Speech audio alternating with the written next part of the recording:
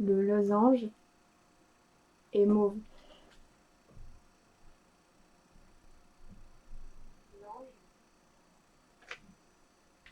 C'est parti. Le carré est rouge. Le rond est bleu, comme le dos. Qu'est-ce qui est rose? Le si? Non. Non, le si est orange.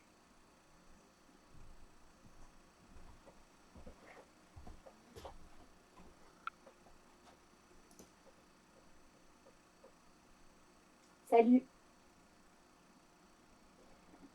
Un peu plus fort, comme quand je parle normalement. Salut. Joue tendue. Menton vers l'avant. Coucou. Bienvenue.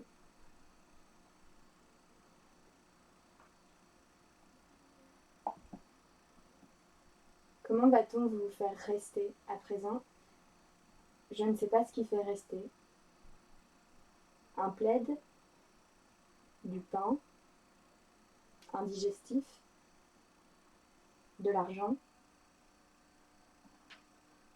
Moi-même, je pars souvent. Je pars si souvent que je n'ai pas confiance. Peut-être que vous êtes assis avec l'intention de prendre le temps. Peut-être que vous vous êtes connecté avec l'envie d'une autre tête, d'autres pensées que les vôtres.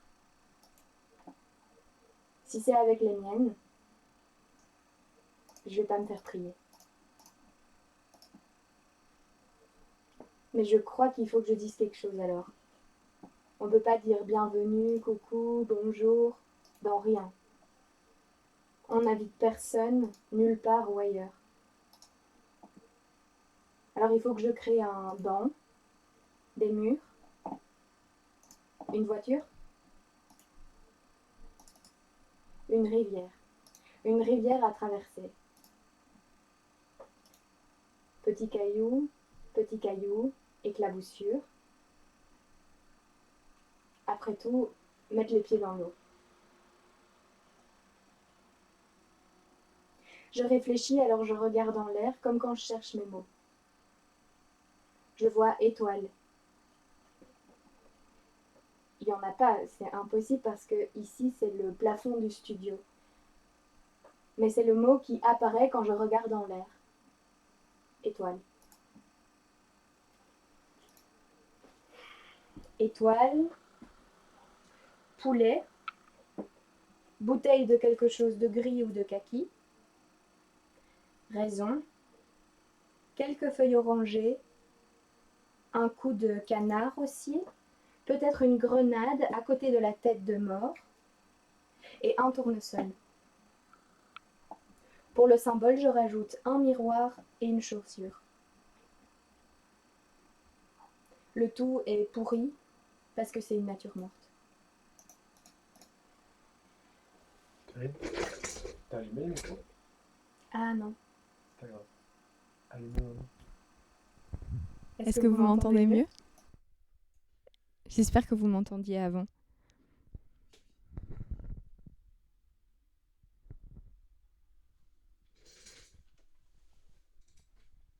J'entends mes amis qui rigolent dans la salle à côté parce que j'avais oublié d'allumer le micro.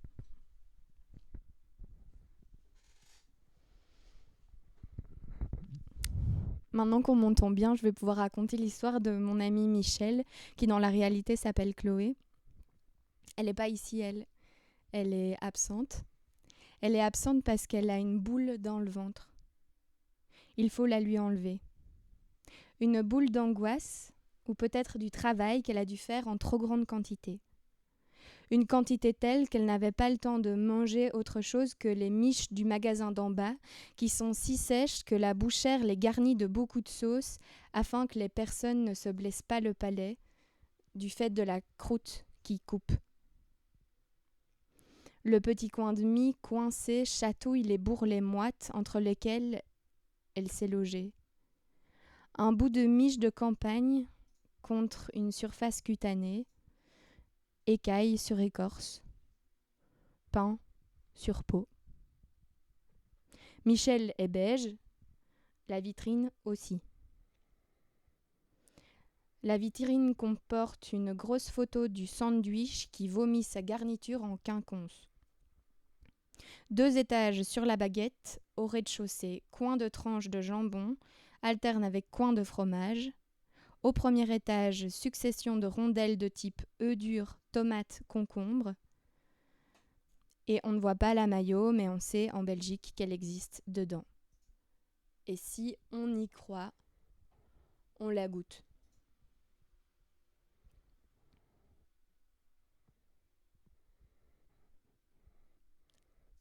Un poème de Fête des Mères s'est échappé.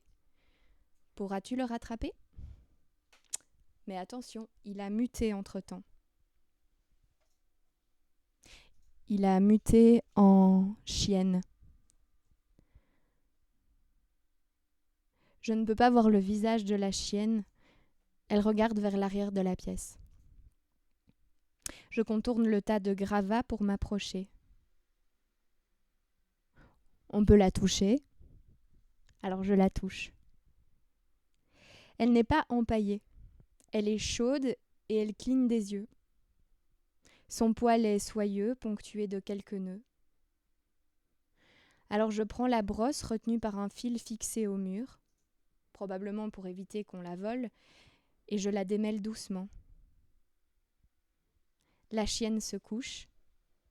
Elle bat de la queue. Je crois qu'elle s'appelle Bonnie.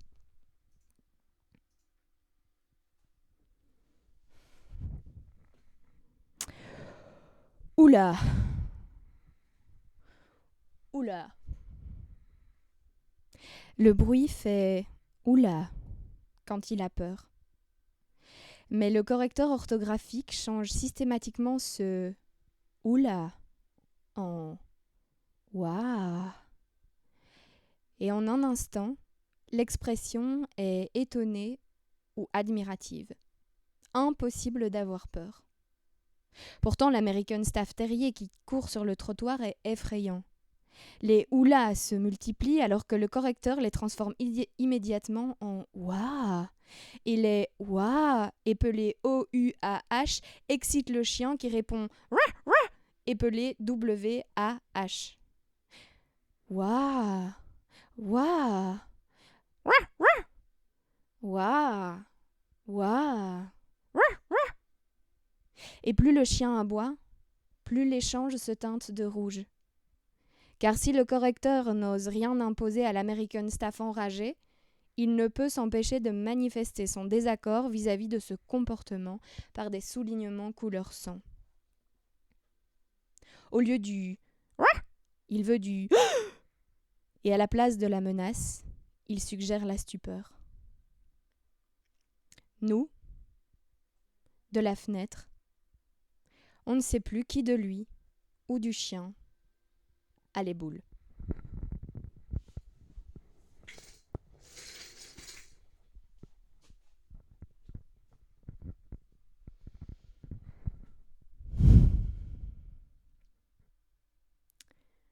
Plus de bruit. Plus aucun bruit à présent. Même pas l'ordinateur. Il a cessé de parler quand j'ai arrêté de lui poser des questions.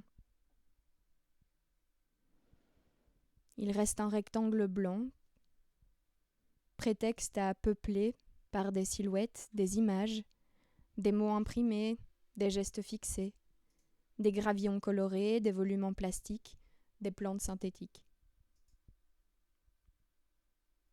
Mais vous êtes où, vous ? C'est le 1000e jour que je pose la même question. Alors je pose 4 paysages et je pioche 3 fois.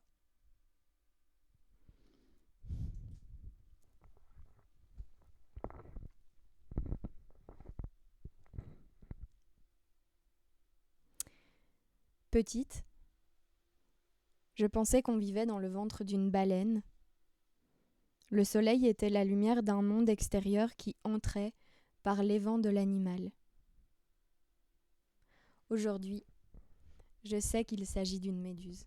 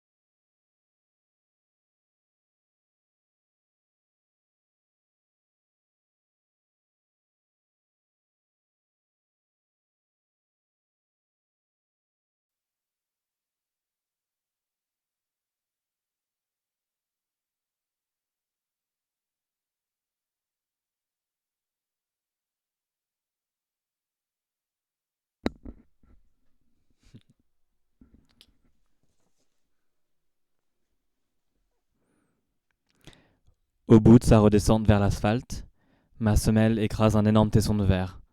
Le bruit me fait peur, mais je ne me suis pas fait mal.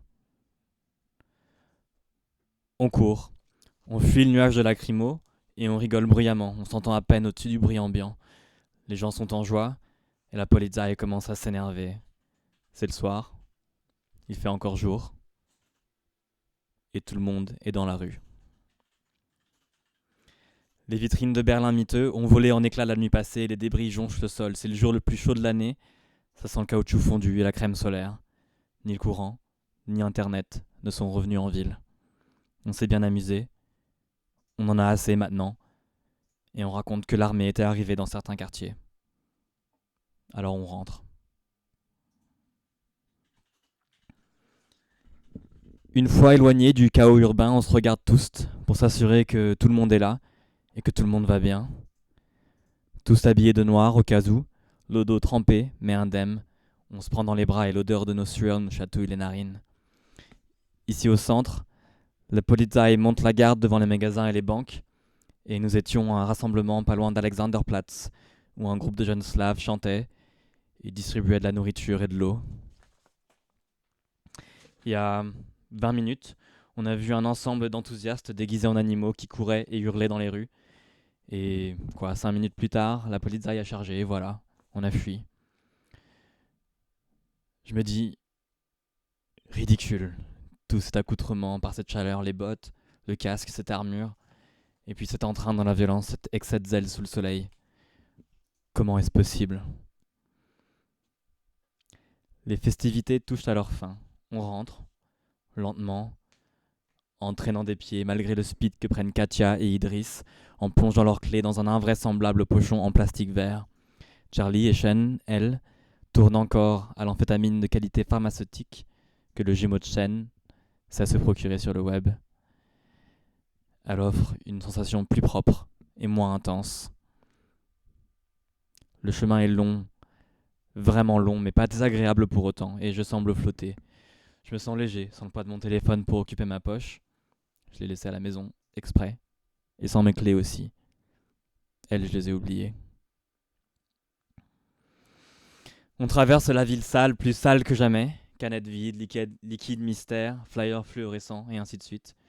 On croise des groupes d'adolescents maquillés avec expertise et savamment détendus, des familles promenant leurs enfants, une grosse Mercedes rongée par les flammes, une quantité notable de graffitis encore frais et dégoulinants, des chiens difformes jouant à se battre, et même un arbuste déraciné qui me fait un pincement au cœur. Certaines riverains riveraines ont installé devant chez eux des stands de rechargement à l'aide de générateurs de secours. Les quelques antennes de relais satellites installées en ville sont toutes hors service. On ne sait pas ce qui s'est passé, mais ça ressemble à du sabotage. Et si l'atmosphère paraît moins épaisse, allégée de son brouillard électromagnétique, l'air reste saturé d'odeurs agressives, exacerbées par le soleil.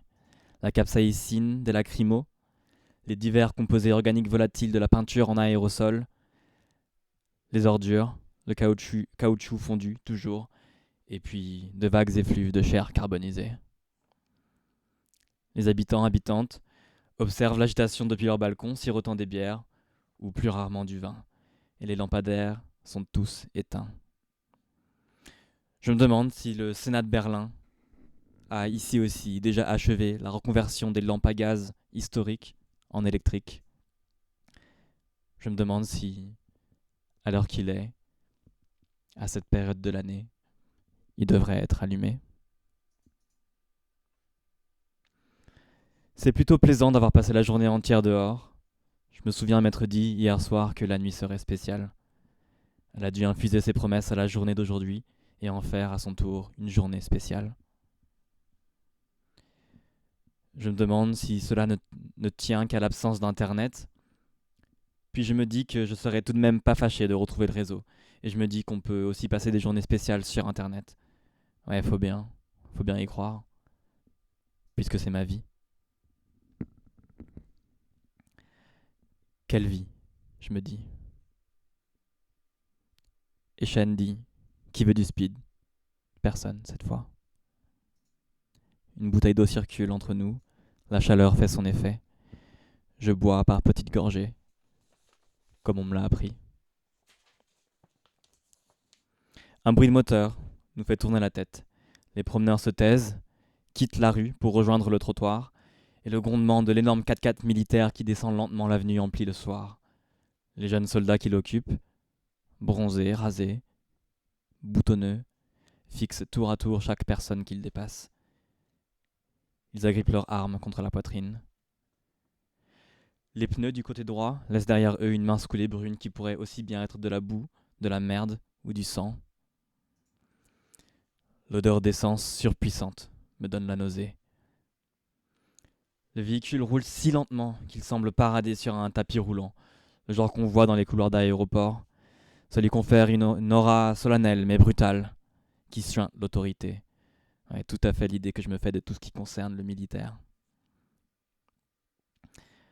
En un instant trop étiré, le 4x4 rétrécit au fond de la perspective et l'odeur des tilleuls, cette fameuse odeur berlinoise, en arrière-plan jusqu'à présent, reprend enfin le dessus. Jesus, murmure Idriss en anglais. Katia, qui elle était restée seule sur le trottoir d'en face, retraverse la rue pour nous rejoindre et écartant à peine les lèvres, nous dit que la poubelle est pleine de cadavres d'écureuils. Je repense encore à hier soir, aux écureuils dans la rue et dans les arbres, mais avant d'avoir le temps de s'attarder sur ce qu'elle vient de nous apprendre, une vive lumière blanche s'abat sur son visage. Charlie émet un début de son qui lui reste bloqué sur le palais, et tous d'un coup, les lampadaires se rallument. Aucun cri de joie ne retentit. Il fait encore jour, mais cette journée est terminée.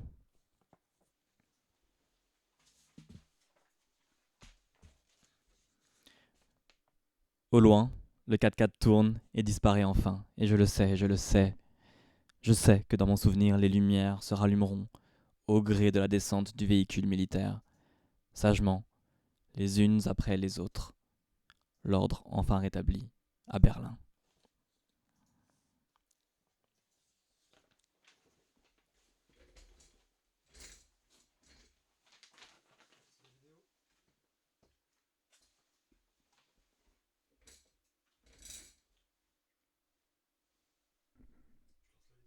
Lance la vidéo, ouais, je vais prendre le mic.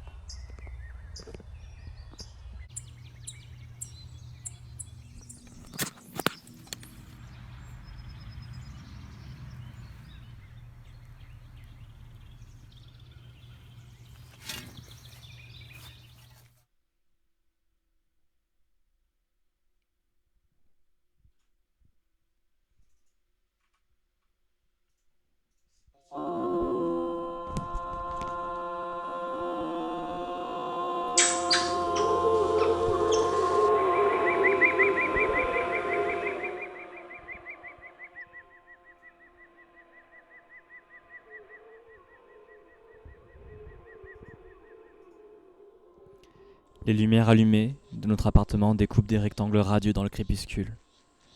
On avait trop joué hier soir avec les interrupteurs inefficaces pour se souvenir de les laisser en position éteinte. En montant la cage d'escalier, personne ne parle. On devine au bruit que quelques voisins, voisines boivent des bières dans la cour intérieure. Passé la porte, toujours en silence, chacune trouve une prise pour brancher son téléphone et s'avachit en attendant la résurrection des appareils. Leur petite vibration au creux de la main confirme que tout est de nouveau comme avant.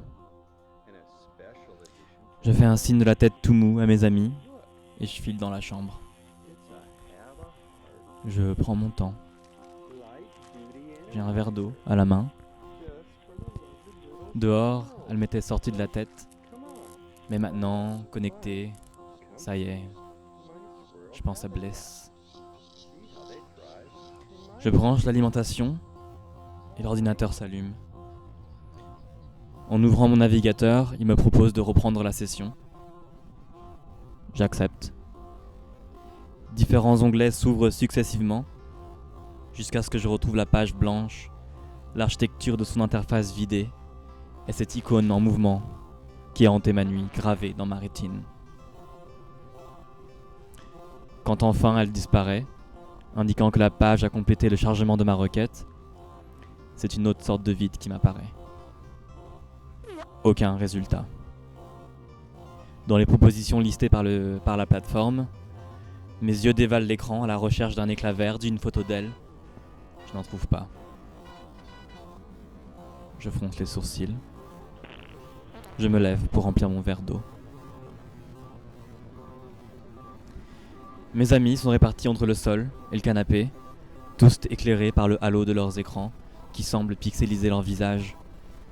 Je me fais une place entre eux et je vérifie si mon téléphone a suffisamment chargé pour s'allumer. Il va me falloir fouiller un peu.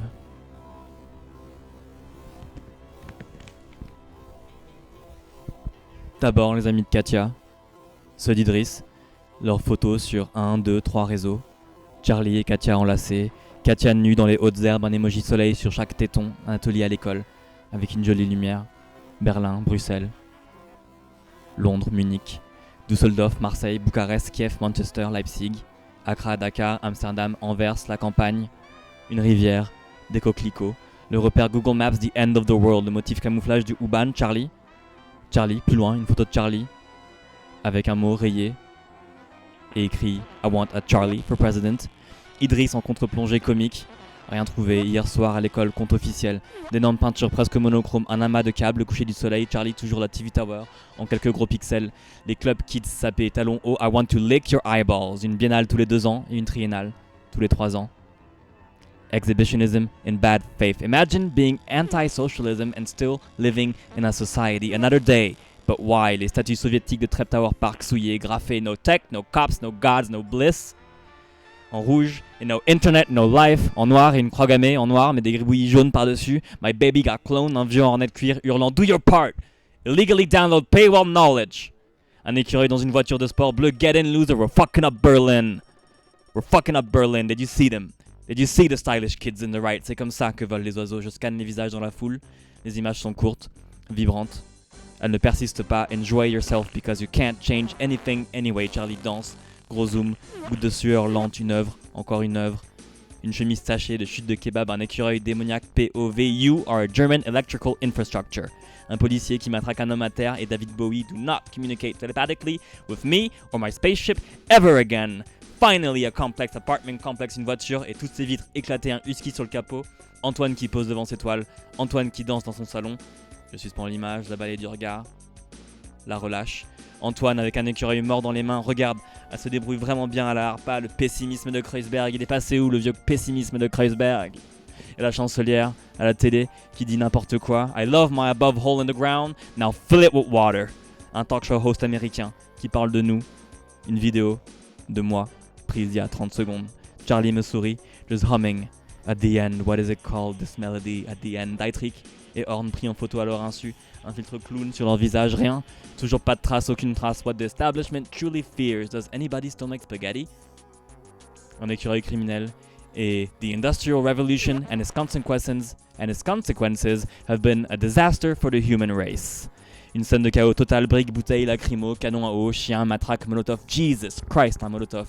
Katia beaucoup trop maquillée, un flic inconscient, attaché avec du scotch sur le toit de sa voiture, encore un écureuil, encore un putain d'écureuil sur la couverture d'un bouquin de Georges Bataille, et je commence à en avoir marre, je suis écureuil, un requin qui mord en boucle dans un gros tube. The elite wants you to think it was squirrels, but think, Mark. Un cri qui vient de dehors, un écureuil devant son clavier. OK boys, we're in, le journal du soir qui annonce les dégâts, les blessés et 2 morts, au moins 2 morts. Un groupe de touristes français coincés dans un S-Bahn à l'arrêt et ils chantent en français, coincés dans un S-Bahn. Un barbecue au milieu de la route, en pleine ville, la même vidéo d'un policier qui tabasse un homme et cette fois-ci avec le son original et le type se marre. Do not research.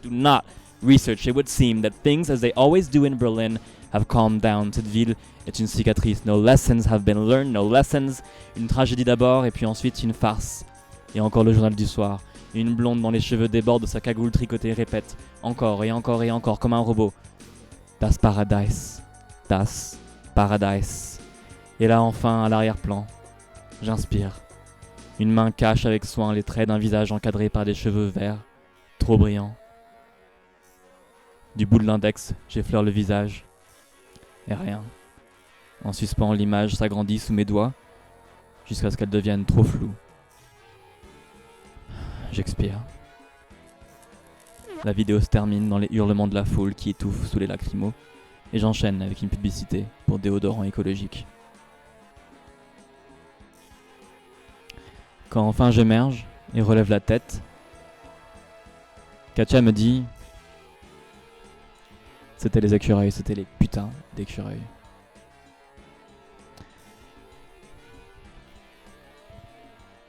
Et moi je lui réponds « Parle-moi de Bliss. »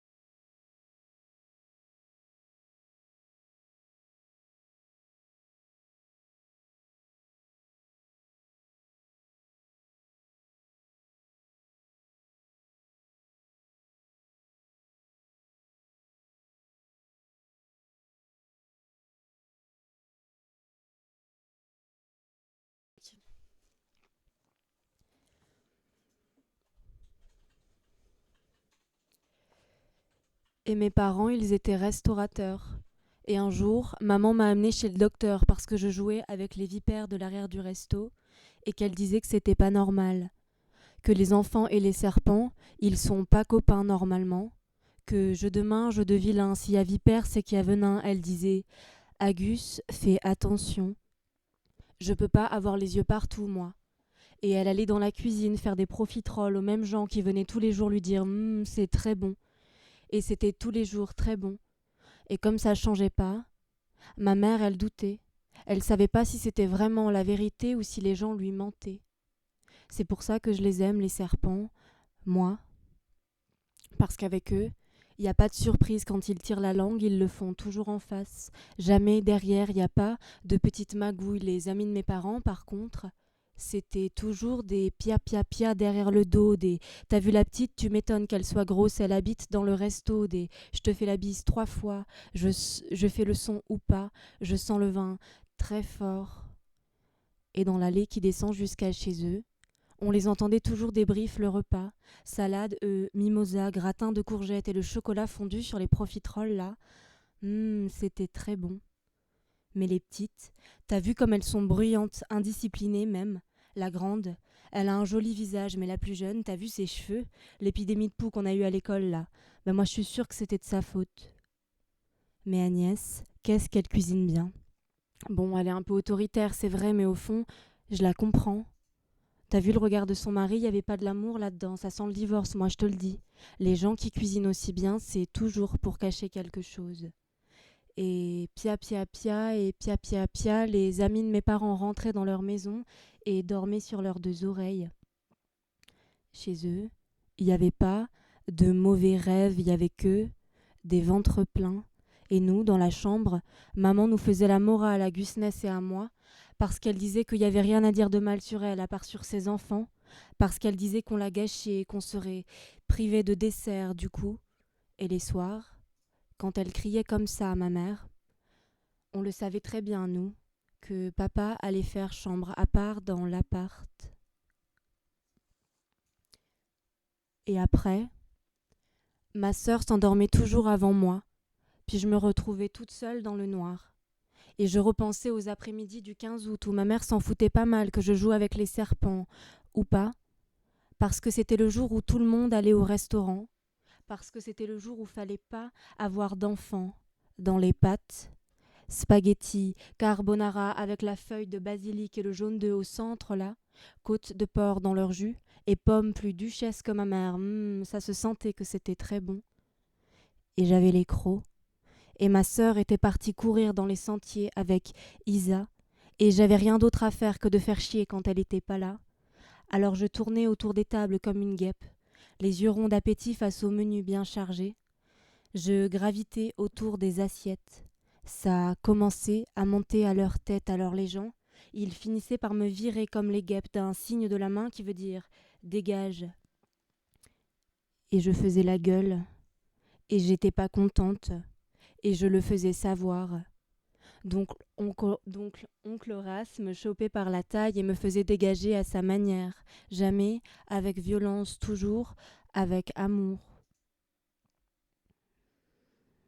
Il me prenait la main, me tirait hors du monde des salades complètes Saint-Marcelin, m'éloignait des pia des bouches pleines, des noyaux d'olive dans le verre. Il me disait « Arrête de bouder, c'est bon ». Et quand c'était pas bon, mais genre pas bon du tout, et que mon humeur était tenace du coup, il se penchait et me chuchotait dans l'oreille des trucs pour me réparer mon cœur. « Agus, tu la connais, toi, la différence entre les couleuvres et les vipères ?» Et alors, mes yeux s'écarquillaient de bonheur quand je répondais que oui, assurément, les vipères, elles ont une tête en forme de V, et les couleuvres, pas du tout. Et il me disait que c'était moi qui avais rien dans la tête, parce qu'à force qu'il me le répète, je devais le savoir, moi, que c'était pas ça la différence. Il disait « Décidément, ça rentre pas. Si j'ai des grosses écailles et des pupilles toutes rondes comme toi, je suis quoi, Agus ? Je sais pas, moi, t'es une vipère ? Non, tu dis ça parce que c'est celle que tu préfères, mais si j'ai l'air toute mimi, en réalité, je suis... Ah, t'es une couleuvre. Très bien. Et alors, je me souvenais. Des couleuvres à la tête triangle, oncle Horace, il a dit que ça existait. Par contre, si t'as des écailles serrées et un trait vertical dans les yeux, c'est forcément que t'es une vipère.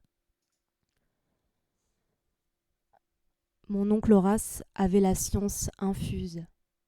C'est lui qui m'apprenait tout. Enfin, ma sœur me racontait beaucoup de choses aussi sur les filles du village, sur qui est amoureux de qui, sur qui a gravé les initiales sur le grand arbre du parc Pétrarque, mais avec mon oncle, c'était pas la même chose.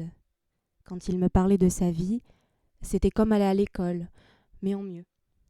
Il avait toujours des anecdotes de fou sur la nature, des commentaires précis sur les plantes, des morsures sur le corps. On passait à côté des fleurs et des cactus en pot et il les nommait. un paysage de lézards sans queue étalé devant nous, et il marmonnait des « c'est pas grave, t'inquiète, ça repousse, c'est normal ». Les fourmis en ligne sur les pavés orange, mes pieds les écrasant sûrement, le chapeau d'oncle Laura se posait sur ma tête. Il s'asseyait sur la chaise qui se balance et me racontait ses histoires de serpents. Vipères, aspics, couleuvres à collier, il me racontait toutes les espèces qu'il avait croisées dans la garrigue tout autour du château et dans l'état de pierre de l'arrière du resto. Il disait que les serpents sortaient parfois pour se recharger en chaleur. Et quand quelqu'un cassait un verre en terrasse, c'est qu'il fallait bien que ce soit mon oncle qui ramasse car papa et maman étaient en cuisine. Moi, j'en profitais pour glisser dans la pente et m'approcher des murets. Les vipères immobiles sur les rochers, je voulais absolument les voir de plus près. Maman devait avoir raison, je voulais jouer avec le danger. Tout doucement, en boule, en nœud, j'avançais sur le sol, mi-chaud, mi-froid, je grattais du terrain. Je jouais à 1, 2, 3 soleils avec les vipères et le soleil c'était leur œil de chat doré et je rêvais de pouvoir l'attraper comme ça pour aller frimer à la rentrée auprès des autres enfants de l'école primaire en leur disant « Regarde ma bille, elle est plus cool que la tienne » et sur les plaques d'égout de la cour de récré, je rêvais qu'Isaris vienne un jour m'affronter, je rêvais qu'elle arrive et que d'un air effronté elle me dise « Bats-toi ». Je raquettais ces billes, tourbillons, araignées, dragons, avec mon œil de chat, hyper banal, je gagnais la bataille et avec une ultime pichenette provoquais des vagues de billes sous ses chaussures, lui cassais les chevilles bien comme il faut. Isa, elle était le boss final de mon enfance, le boa constrictor dans le cou de ma sœur, la copine qu'elle aimait plus que moi, le seul serpent qui tirait la langue dans mon dos.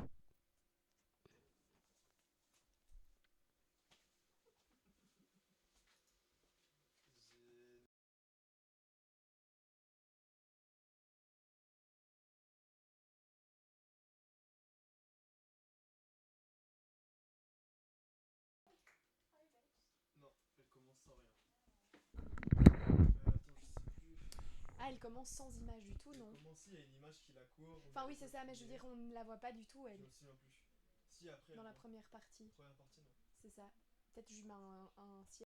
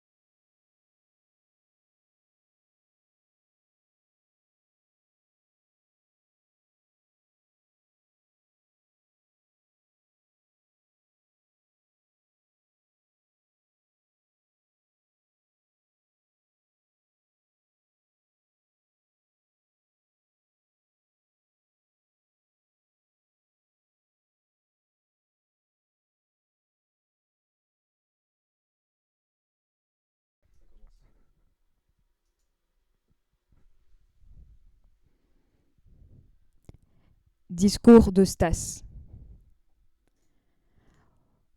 Au début, j'ai commencé à me tordre, puis j'ai fini par me scinder. À l'image du soleil qui ouvrira la bouche quand la terre, trop proche, sera devenue bien trop floue à ses yeux. Ce sera à 200 000 kilomètres pour lui, comme le bout de mon bras. Une claque qu'on n'a pas vue venir. Il allongera ses tentacules, il dira bonjour, bienvenue. Le soleil jettera quelques flammes, l'échouillera à la terre, ici et là, comme un chien lèche une blessure. C'est bientôt fini. Et l'autre, la Terre, s'approchera, normal, comme elle est déjà en train de le faire, et de le faire si bien, selon le même mouvement irrémédiable, tranquille. Elle ira se jeter dans les bras du soleil comme ça. En vrai, ça va vite. Si c'était une moto, on la verrait pas passer. Mais là, Grimm, je te parle des astres, pas des motos. Et le jour venu, la terre se laissera embrasser, et les quelque chose qui lui seront restés dessus, nous, comme les scorpions, ce sera pour la saveur. Au fond, c'était écrit comme ça depuis tout le temps, et on y arrive. On est déjà si proche du soleil, à vrai dire, que tu dois bien en sentir les flammes te lécher le haut de la tête.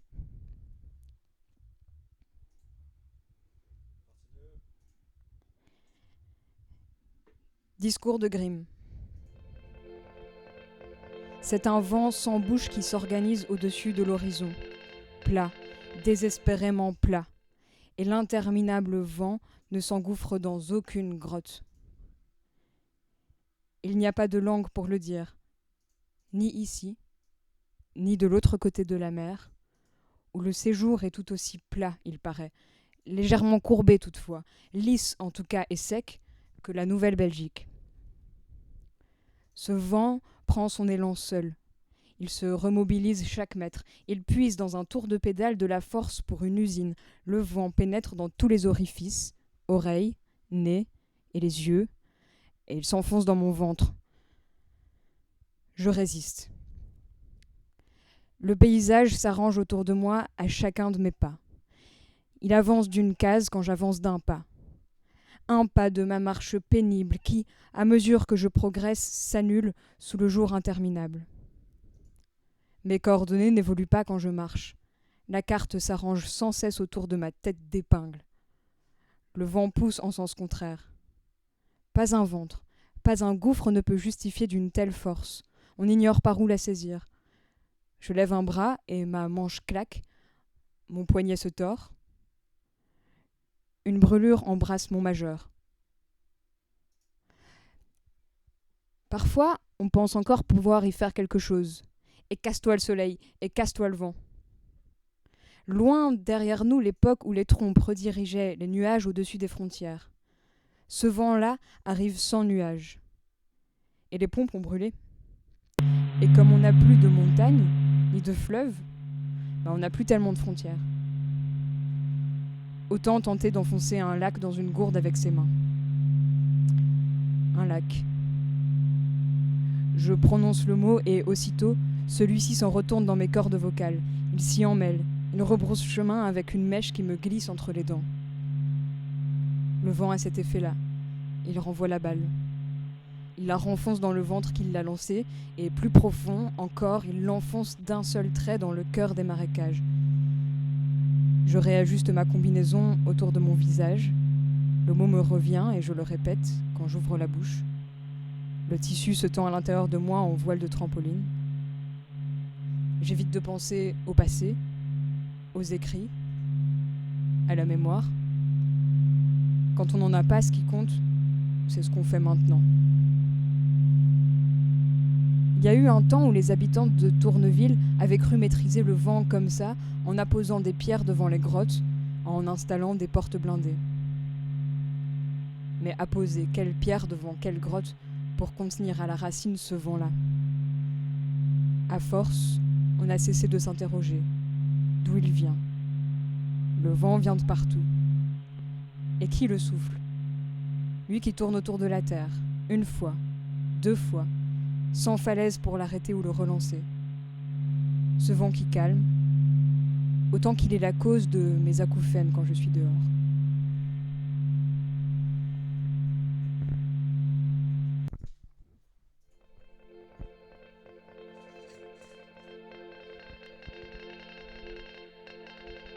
Stas. On dit qu'il y a eu un avant et un après le souffle. On ne parle pas du pendant. parce que pendant n'a pas été possible. On dit qu'il y a eu un avant parce qu'il y a des images pour un peloton qui traverse un champ en plein été, et le champ était d'un vert et le ciel était d'un bleu. Le monde avant le souffle, la bombe, le monde était plein d'images. On dit qu'il y a eu ça parce qu'on a documenté ça, avec des caméras et des micros à l'extension des mains et des yeux et des oreilles pour recevoir les images de la Terre aplaties sur les écrans. Cela a existé, cela aussi. C'était dans les plis du journal. Prenez votre temps dans les images. On dit qu'il y a eu un après, parce que nous y sommes et que nous le voyons. Il y a eu un avant le souffle dont on connaît toutes les couleurs et les saveurs sont dans les livres. Il y a eu un après qui n'est semblable à rien, et nous sommes là. Mais le pendant, le moment exact du souffle, est caché dans un coin du ventre de l'histoire, dans l'angle mort des émotions. Ce qui s'est passé pendant le souffle est tu parce que personne n'a pu le voir, et celles qui ont vu le souffle ont perdu les yeux. Ce qu'on connaît du souffle a été photographié par les satellites, mais le ciel ne compte pas. Ces images ne répondent plus. On ne reçoit plus les images. Elles sont enregistrées dans le ciel. Voilà ce qu'a fait le souffle. Voilà ce qu'on sait de lui. Le reste, on peut le voir dans le centre des archives, près de l'usine des crèmes solaires. C'est là, c'est aux archives, que j'ai vu des horreurs et j'ai vu des beautés. Mais je n'ai rien vu avec mes yeux. Je n'ai tout vu qu'avec les yeux des autres.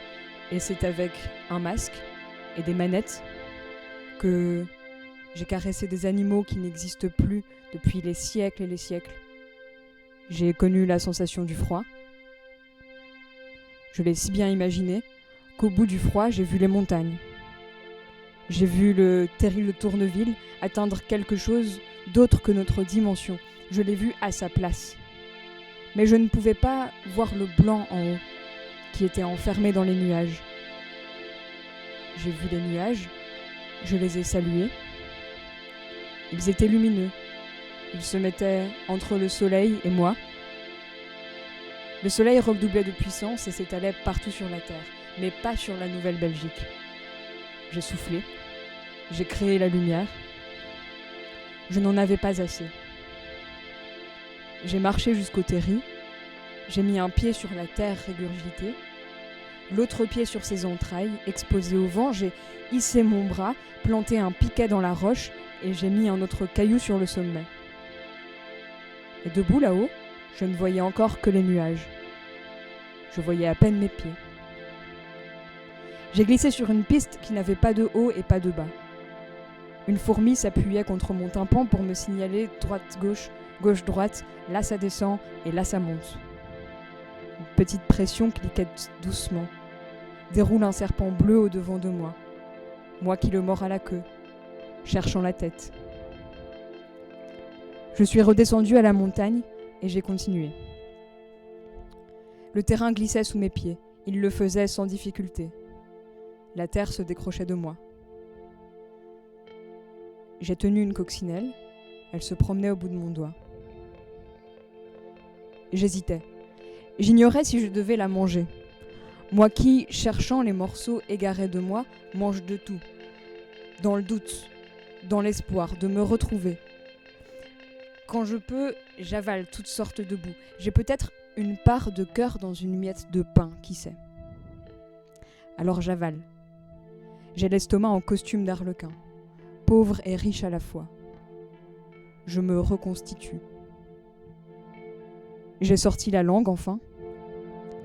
La coccinelle avait un goût de vinaigre 14. J'ai compris la nature au moment où l'on m'a enlevé les manettes et le casque et dit « c'est tout pour aujourd'hui ».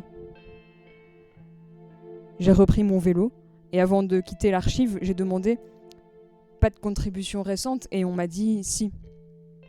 Si. Et on m'a tendu une pochette noire, fendue en son milieu par une épée blanche. Un album de musique. Et la pochette présente une épée laquelle s'éclate toute dans sa longueur en foudre jusqu'au rebord. Dans un style que l'intendante appelle le gothique, 3 lettres devancent la percée de l'épée depuis les tréfonds de l'univers. Un E, un R et un A. Oui, je le sais, c'est ici que je comprends la nature.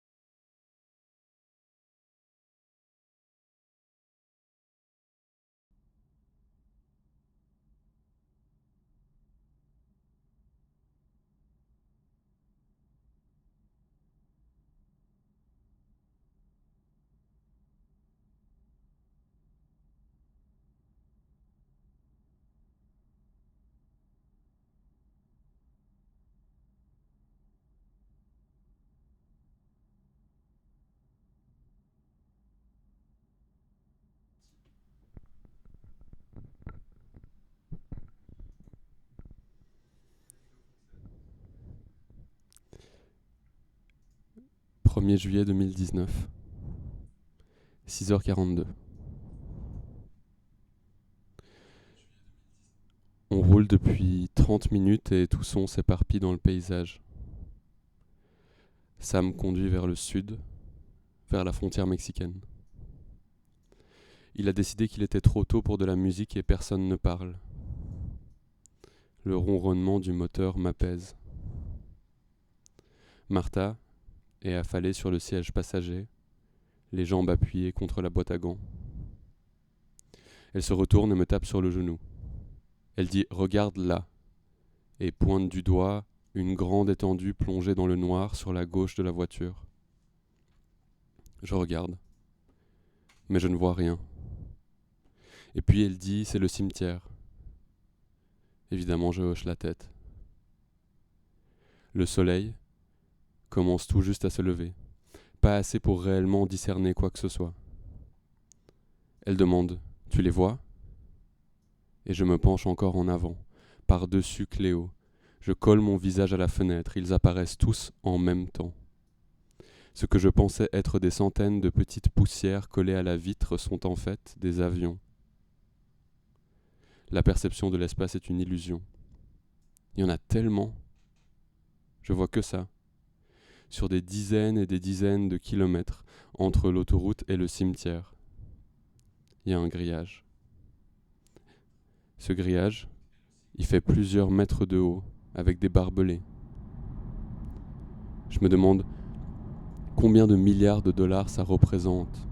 Je pense au plan de Cléo pour voler l'art caché dans les tunnels sous le Capitole et je me dis que voler 4000 avions en une seule nuit, ça pourrait lui plaire aussi. Accroché au grillage, il y a une banderole peinte à la main où un cactus qui porte un chapeau de cow-boy dit « Welcome to the last airport on Earth ». Je ne sais pas combien de temps je reste comme ça, appuyé contre la vitre, et puis c'est terminé. Après, il ne reste que le désert.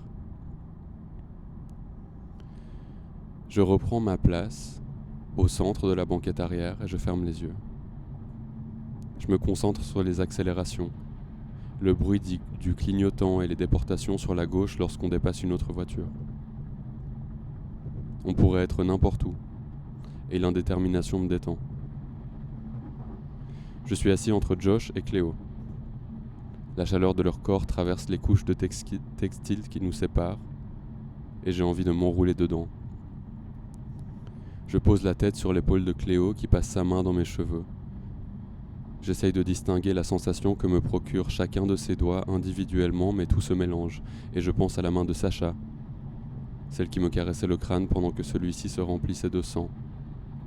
Et bientôt, je pense à toutes les mains qui se sont arrêtées sur ma tête, sur mon corps. Je me dis que le corps touché est plus grand que lui-même, qu'il s'étend au-delà de sa propre peau. Plus ses doigts s'en mêlent dans mes cheveux, plus je m'en mêle avec elle. Bientôt, rien ne nous distinguera. On ne sera qu'une masse, endormie sur la banquette arrière. Je me concentre sur le rythme de sa respiration. Je me calque dessus. Et quand je parviens à être parfaitement synchronisé, je veux que ce moment dure pour toujours.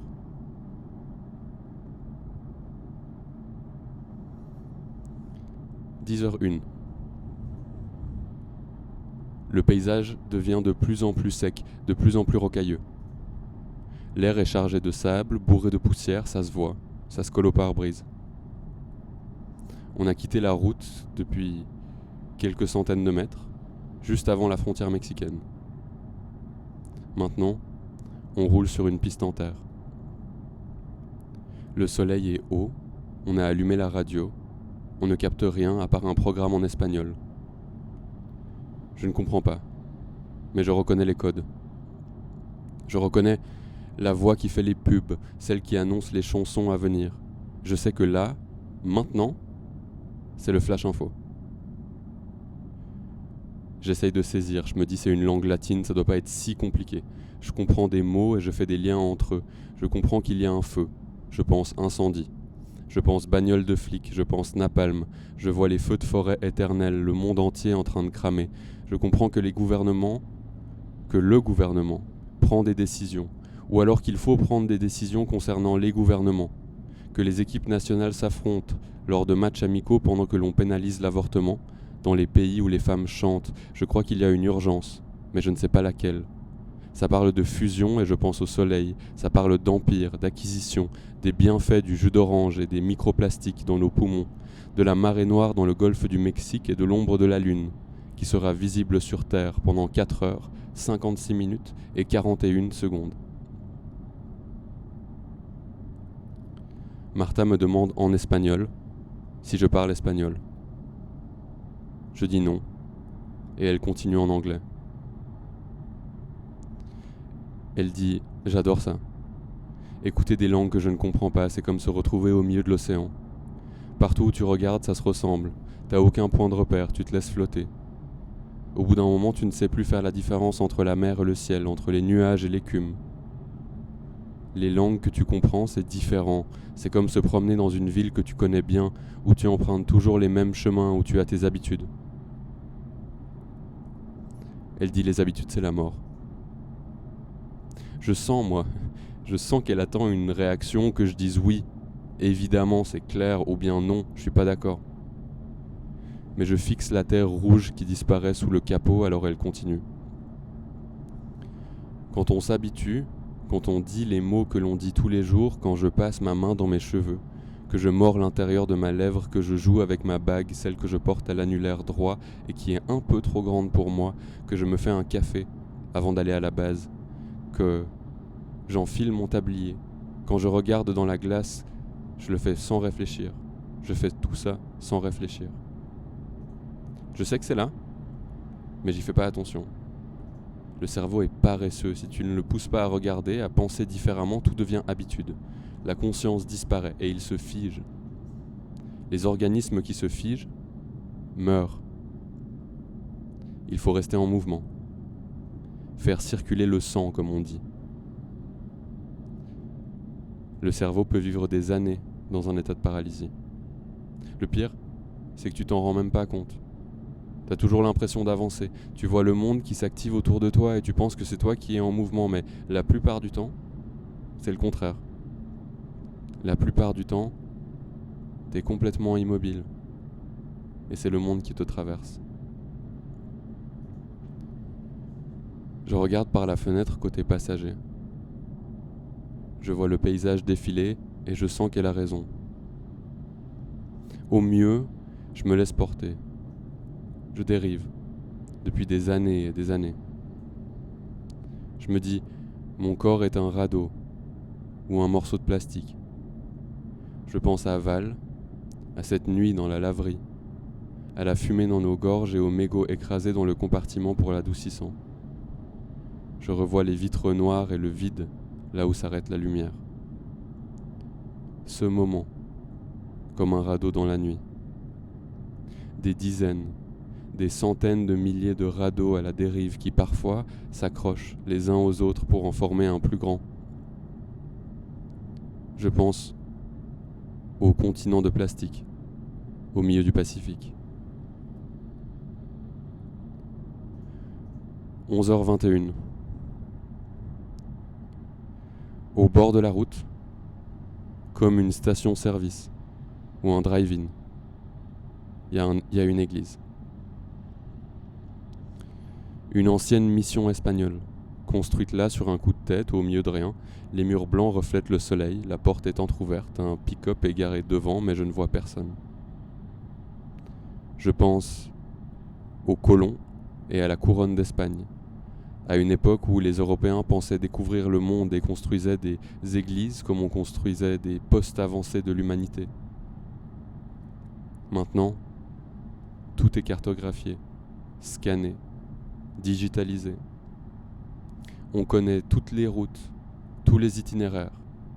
Et si on se perd, il y a des satellites connectés qui nous indiquent le chemin. Je regarde Martha qui conduit, Sam, Josh et Cléo qui discutent à l'arrière. Et je me dis, nous sommes les derniers vrais explorateurs. Personne n'a jamais été aussi loin. À côté de nous, la NASA est ridicule. Peut-être, qu'en 69, faire atterrir les hommes sur la Lune représentait un exploit. Mais un demi-siècle plus tard, c'est ridicule. Aller sur la Lune, aller sur Mars, découvrir une planète habitable, c'est ridicule. Prendre des photos de trous noirs, c'est ridicule. Ils ont tellement de moyens, et pourtant ils sont tellement lents. On a des années-lumière d'avance. On sait des choses qu'ils ne sauront jamais. On a traversé l'horizon. On est de l'autre côté du monde.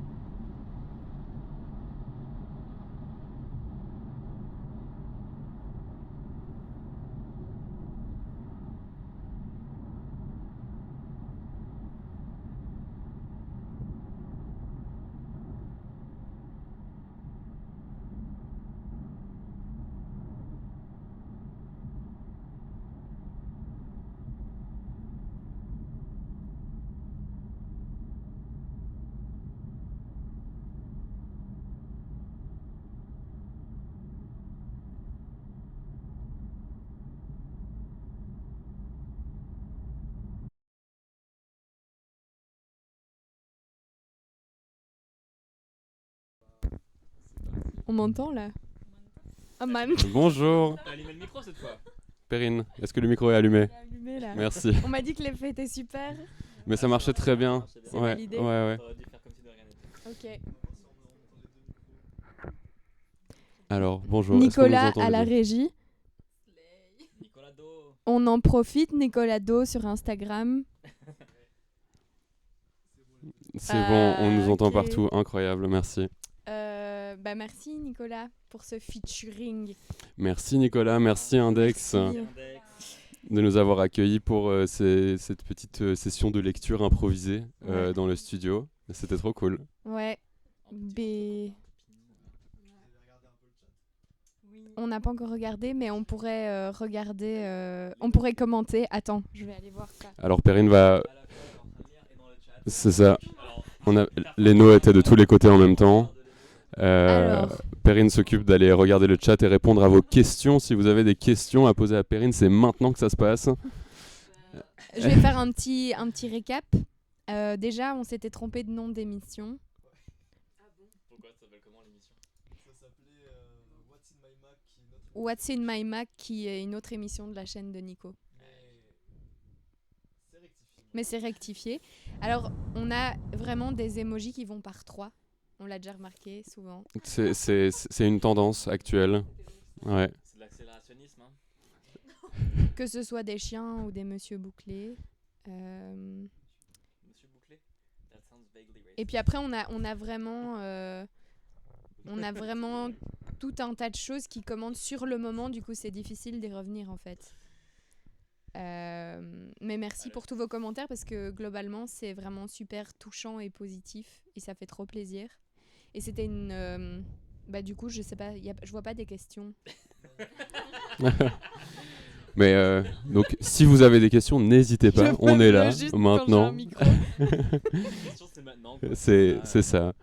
Toutes les différentes personnes qui ont lu sont là réunies pour en Moi, j'ai parler. peut-être juste un micro truc à préciser, c'est que pendant ma lecture, il y a eu pas mal de matière visuelle, dont une partie, je veux dire les crédits en fait, donc les affiches que vous avez pu voir. Quoi donc? Bravo Leno et sa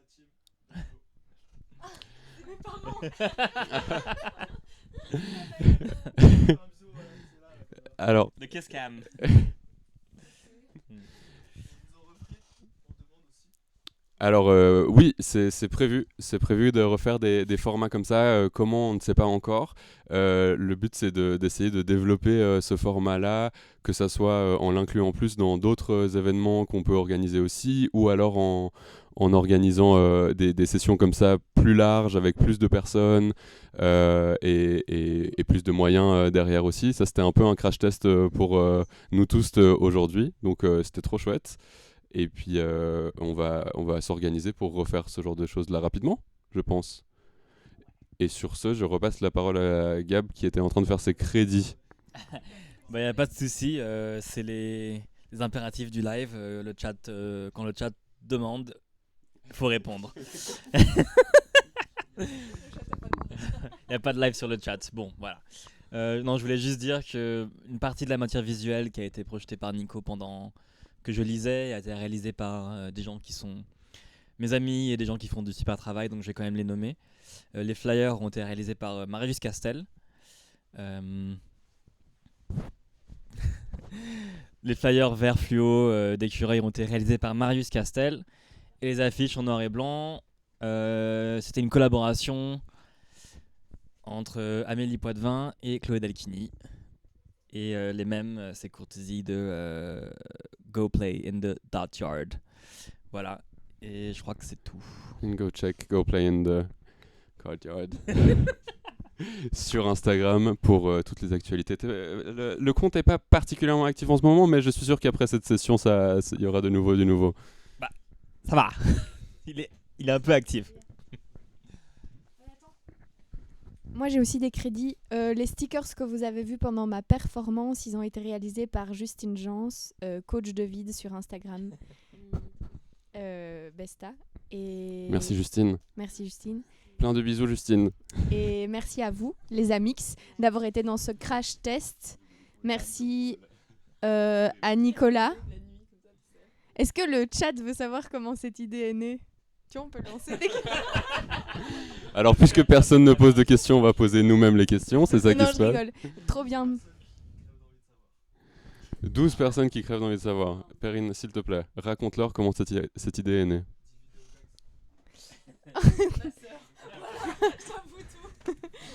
Merci Vidéogags.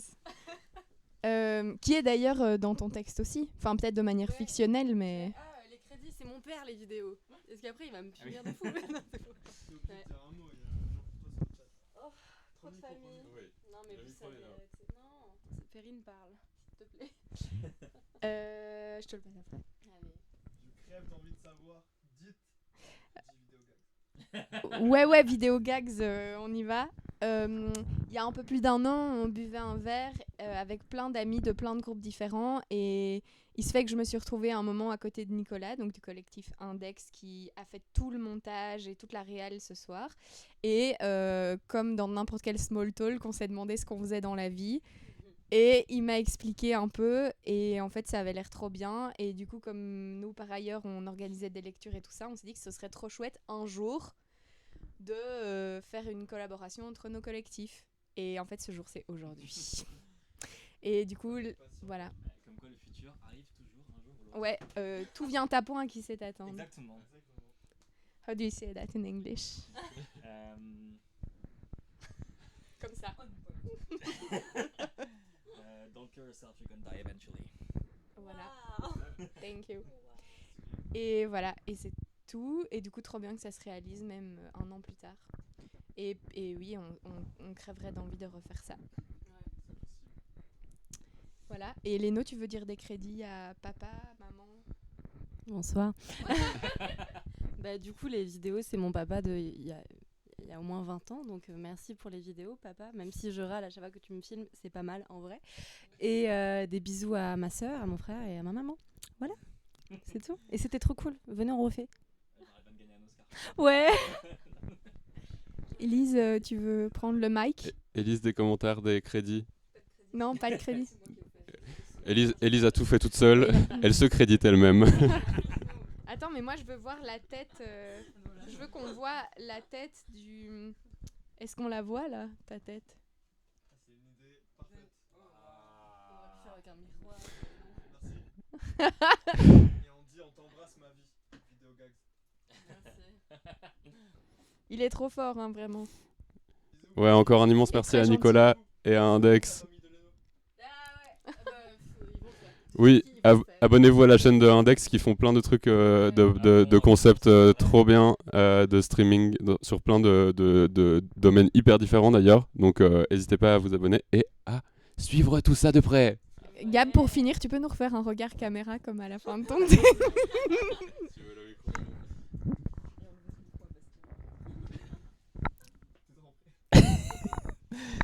C'était Index featuring etc. avec Perrine Estienne, yours truly Gabriel René Franjou, Élise Comte, Leno Zippo et Bastien Hauser. Et à la technique du collectif Index, Nicolas Do. Thank you all for tuning in. See you next week. Same bad time, same bad channel.